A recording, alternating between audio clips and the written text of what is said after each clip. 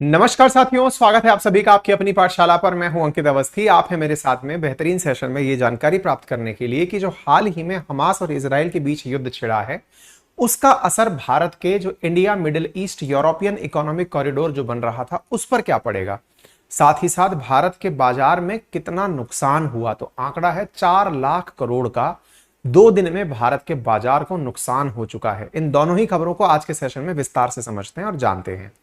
आपको यह आइकॉनिक तस्वीर तो याद होगी जिस समय भारत, सऊदी और अमेरिका ने मिलकर एकजुट होते हुए इंडिया से सऊदी होते हुए यानी कि गल्फ कंट्रीज होते हुए वाया इजराइल यूरोप पहुंचने के लिए G20 की मीटिंग के अंदर एक कॉरिडोर बनाने की घोषणा की थी।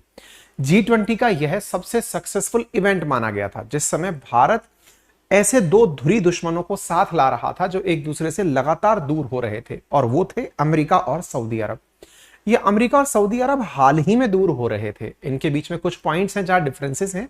उन डिफरेंसेस में हाल ही में उत्पन्न हुआ डिफरेंस जो कि एक पत्रकार की हत्या से सऊदी वालों के कारण उपजा था, लेकिन ये कन्वेंशनली एक दूसरे के सपोर्टर रहे हैं। खैर, फिलहाल के लिए G20 में अमेरिका और सऊदी को करीब लाने वाले देश के रूप में भारत उभर कर आया और पूरी दुनिया को भारत ने यह तस्वीर दिखाई जहां पर खशोगी के चक्कर में एक दूसरे के बने दुश्मन देश एक दूसरे के नजदीक आ गए और भारत से होते हुए via Saudi, UAE, Jordan, Israel और इजराइल से यूरोप होते हुए माल पहुंचाने के लिए एक कॉरिडोर प्रस्तावित कर दिया। भारत को इस कॉरिडोर से बहुत सी अपेक्षाएं हैं। क्यों?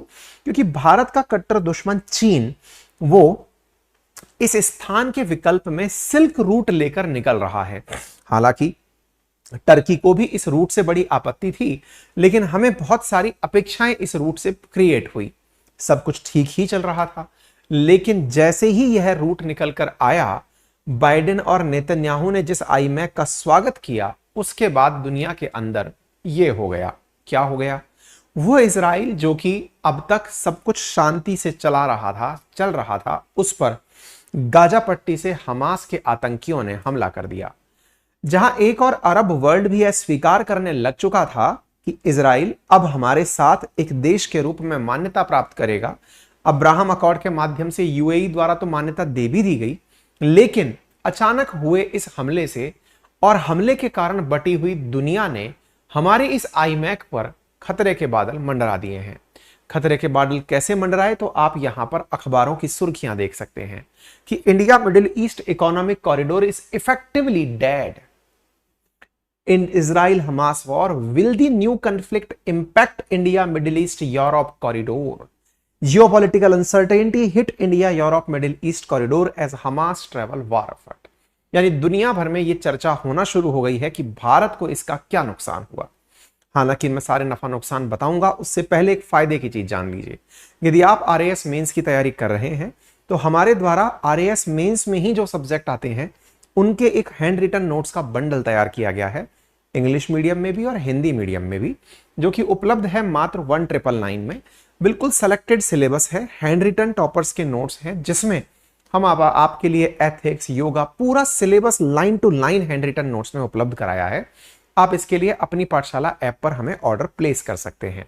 बाकी ज्योग्राफी, पॉलिटी, इकोनॉमी, हिस्ट्री जैसे जो कन्वेंशनल सब्जेक्ट हैं, इसके लिए भी आप हमें हमारे एप्लीकेशन पर ऑर्डर प्लेस कर सकते हैं। विद इन 7 वर्किंग डेज हम आपके पास आपका ऑर्डर पहुंचा देंगे। चलिए आगे बढ़ते हैं, अपनी पाठशाला एप्लीकेशन के बारे में आगे चलते हैं। जैसा कि आप सभी को ज्ञात है कि इजराइल के अंदर जो संकट उत्पन्न हुआ है, उस संगठन में चूंकि आईमैक में इजराइल इन्वॉल्व है और अमेरिका द्वारा इजराइल की सहायता करने की बात कर दी गई है, सऊदी जो कि कन्वेंशनली इजराइल और पैलेस्टीन विवाद में पैलेस्टीन का सहायक है, ऐसी स्थिति में दो बड़े सहयोगी जिन्होंने कहा था कि वो आईमैक में साथ आएंगे, वो दोनों दुश्मनों, एक दूसरे के दुश्मन इस पर्टिकुलर मसले पर हो जाएंगे। क्योंकि इजराइल के समर्थन में अमेरिका अपना जहाज बेच चुका है, वहीं दूसरी ओर सऊदी वाले तो एनी टाइम समर्थन ही देकर चलते हैं फिलिस्तीन को। और इजराइल और पैलेस्टीन के लिए पैलेस्टीन का जो प्रतिनिधित्व हमास कर रहा है, ऐसी स्थिति में दोनों के बीच में एक दूसरे के प्रति खिन्नता का भाव उत्पन्न हो रहा है। चूंकि ये पूरा की पूरा अरब वर्ल्ड, जिसमें कि मैक्सिमम देश वो हैं जिन्होंने कभी इजराइल को स्वीकार ही नहीं किया, वो सभी इस पूरी घटना में कहीं ना कहीं डायरेक्टली और इनडायरेक्टली लिप्त पाए गए हैं। अब आप इससे अंदाजा लगाइए कि यूएस तो चाहता है कि इजराइल और सऊदी के रिश्ते सामान्य हो, लेकिन ऐसी घटनाओं से अगर असामान्य परिस्थितियां बनी तो हमारा सपना कैसे पूरा होगा। अभी ट्विटर्स पर यह भी न्यूज चल रही है, लोग ये लिख रहे हैं कि इजराइल के साथ में सऊदी ने कहा है कि वो अपने सारे नेगोशिएशन बंद कर देगा। इन ट्वीट्स की कोई भी वैलिडिटी को हम प्रमाणित नहीं करते, लेकिन कुछ न्यूज चैनल्स ने लिखा है कि Saudi Arabia and talks on normalization with Israel and Hamas Israel war.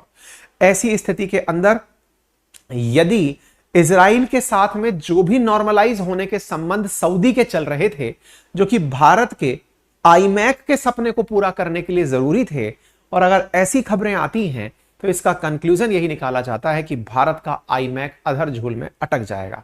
हालांकि अमेरिका का कहना है कि वो सऊदी को ऐसे ही दूर नहीं जाने देगा, देखना होगा कि दुनिया यहां से आगे किस करवट बैठती है।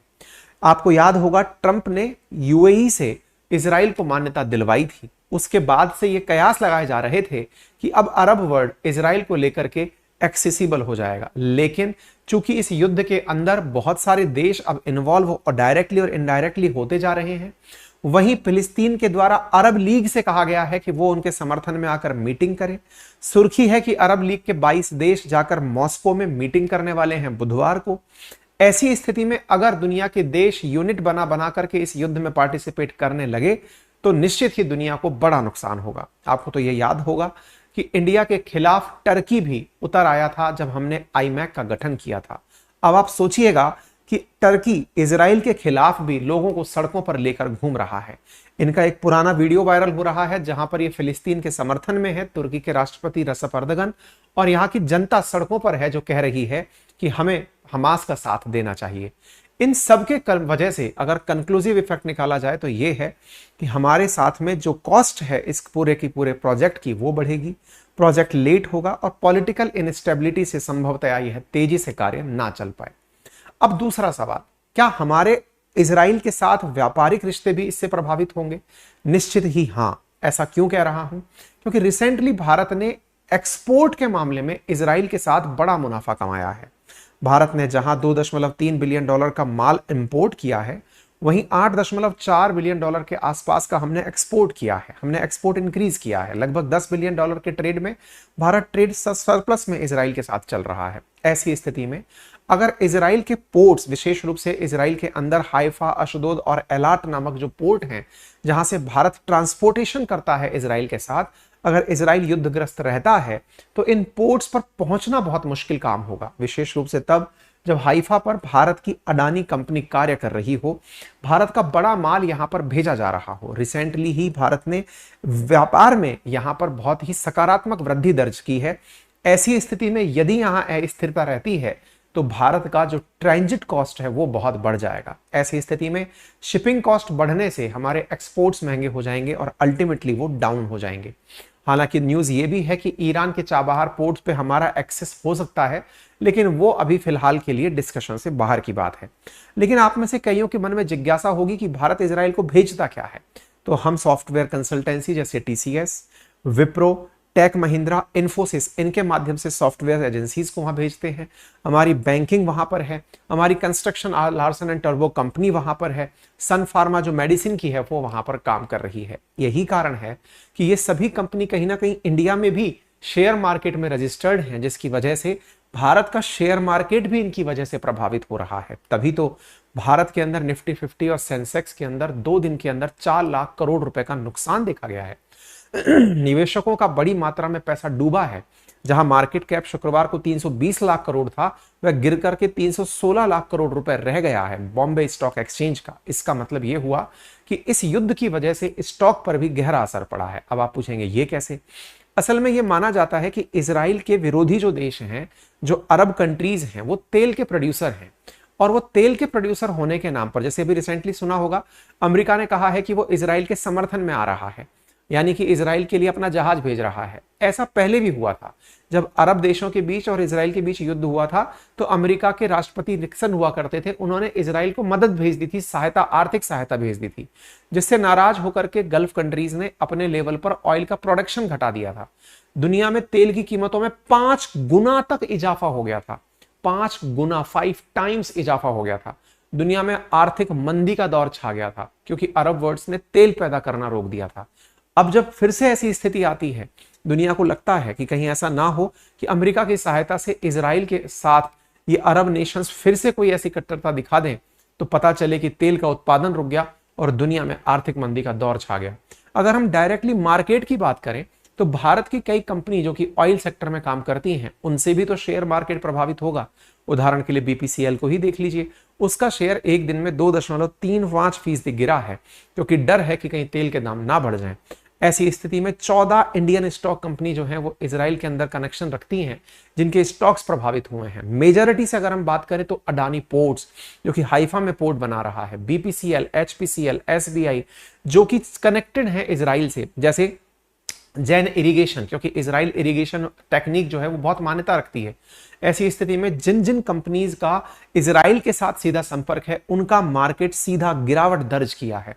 गिरावट दर्ज करने के साथ ये माना जा रहा है कि अगर इजराइल के साथ शांति स्थापित नहीं होती है तो ये मार्केट और भी नीचे जा सकता है। खैर, अडानी ने फिलहाल कहा है कि वो इजराइल के साथ काम करना बंद नहीं करेंगे, चलता रहेगा, मार्केट फिर से स्थिर होगा और आने वाले समय में फिर से व्यापार नॉर्मल हो जाएगा। फिलहाल युद्ध के इस काल में सभी को शांतिपूर्वक समस्या का समाधान करने के रास्ते खोजने चाहिए। देखना होगा कि राह किस दौर में आगे बढ़ती है। फिलहाल के लिए इतना ही। अगर आपको यह जानकारी समझ आई हो, पसंद आई हो तो अपने साथियों से साझा करें।